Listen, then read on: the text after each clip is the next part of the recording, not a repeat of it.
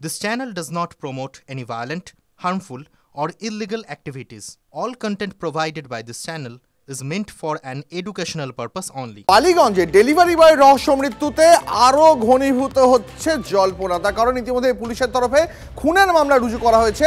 পরিবারের তরফ থেকে খুনের অভিযোগ তোলা হচ্ছে ডেলিভারি বয়ের স্ত্রী এবং সেই স্ত্রীর প্রেমিকার বিরুদ্ধে। যদিও ময়নাতদন্তের প্রাথমিক রিপোর্টে যা এখনো পর্যন্ত পাওয়া গেছে তাতে ভিকি মল্লিকের দেহে কোনো এক্সটার্নাল ইনজুরি পাওয়া যায়নি, তার দেহে কোনো বহিরাগত আঘাতের চিহ্ন নেই।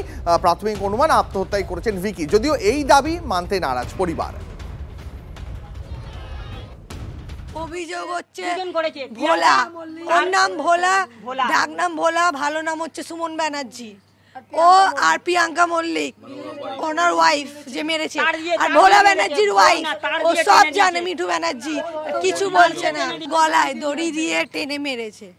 কেন কি এদের যে ঘরটা ঝুলন্ত অবস্থায় আমরা কেউ দেখিনি, ওরা ঘরের লোককেও ডাকেনি। স্পটে শুধু ভোলা মানে সুমন ব্যানার্জি আর প্রিয়াঙ্কা মল্লিক ওনার ওয়াইফই ছিলেন, আর কেউ ছিল না আদার্স। আমরা ফাঁসি চাইছি, আমরা চাইছি ভোলা প্রিয়াঙ্কার ফাঁসি হোক, এটাই চাইছি। আমার ভাই যে খুন করেছে তার শাস্তি চাই। আমার ভাই ছোট ভাই, আমরা তার শাস্তি চাই। ওনার গায়ে গলায় সরু তারের দাগ পাওয়া গেছে, ওরা না বলছে গামছা দিয়েছে না, কোনো কিছু দেখিনি আমরা, কোনো কিছু দেখিনি। বাড়ির হাইটই নয় যে বডিটা ঝুলবে। সেদিনকে ওকে আমরা হসপিটাল নিয়ে যাই, সেখানে ওর পকেটে কিচ্ছু ছিল না।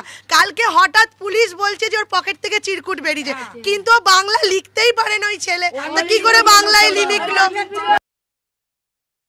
10:20-25 নাগাদ হবে, 10:15-20-25 নাগাদ এর মধ্যেই হবে। হঠাৎ করে যিনি মারা গেছেন ওনার ওয়াইফের চিৎকার আমরা শুনি, তো শুনি আমরা ঘর থেকে বেরিয়ে আসি। এসে দেখি যে আমি যখন দেখলাম যে ওনার দেহটা মাটিতে মেঝেতে পড়ে আছে, আর ওনার স্ত্রী এবং সুমন ব্যানার্জি যিনি ভোলা নাম ডাকনাম, ওরা দুজন মিলে ঘাড় আর মাথা থেকে এমনি করে তোলার চেষ্টা করছে, মানে ওঠানোর চেষ্টা করছে।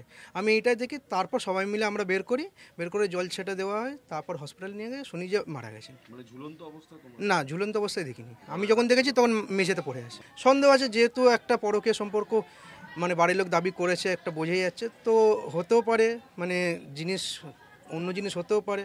এর মধ্যে আরো একটা খবর, হাওড়া সলপে একটি মন্দিরের চাতাল থেকে উদ্ধার হলো এক যুবকের রক্তাক্ত দেহ। ওই যুবকের মাথার পিছন থেকে তার কান থেকে রক্ত বেরোতে দেখা যায়। গতকাল রাতে সেই দেহ দেখতে পেয়ে স্থানীয়রা পুলিশে খবর দেন। পুলিশ ঘটনাস্থলে পৌঁছায়, দেহটিকে উদ্ধার করে হাসপাতালে নিয়ে যাওয়া হয়, কিন্তু হাসপাতাল সূত্রে খবর যে ওই যুবকের ইতিমধ্যেই মৃত্যু হয়েছে। কিভাবে ওই যুবকের মৃত্যু হলো সেটাই এই মুহূর্তে খতিয়ে দেখছে পুলিশ।